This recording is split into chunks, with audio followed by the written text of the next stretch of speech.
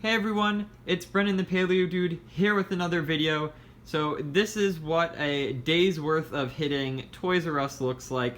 I was lucky enough to visit 3 of them in Alberta, and holy cow did I score big. I got a ton of these human figures, which are discontinued for $6 each, a really good price. That's half off here in Canada, and now I've got an entire mercenary squadron that's going to be great for customs, great for photography, and I'm glad that I came across them.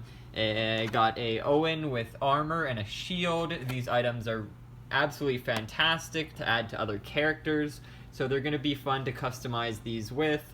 And I also picked up a Claire figure with the rain jacket and the Stegosaurus. That's also quite a rare set to get, so glad I grabbed that. I also found 2 of the new Mosasaurus and Proceratosaurus figures. I wasn't expecting these to come to Canada, but they had exactly 2 at the ones I visited, so thank goodness for that.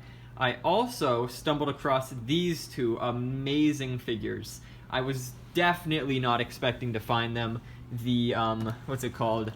The Stomp and Escape Tyrannosaurus Rex, which comes with many cool features, like its stomping action when you turn its tail. And it also comes with a roaring feature.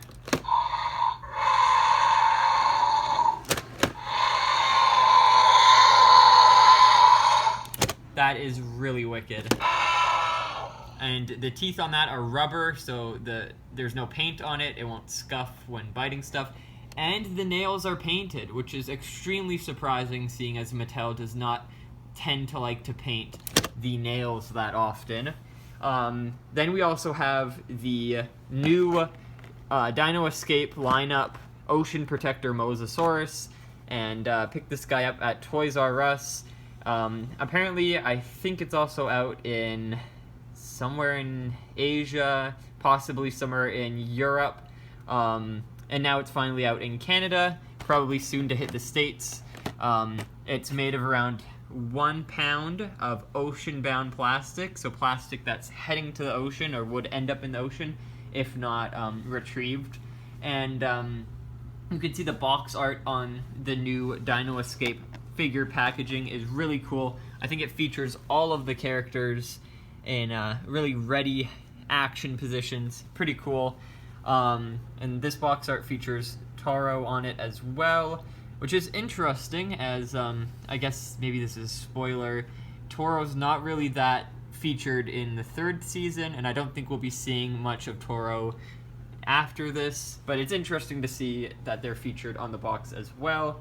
I don't think they're featured on the Mosasaurus box. Blue is actually featured on there, which is neat for a change. So this is the overall haul for today. I got to take this all back on a plane with me, so we're going to see how that works out.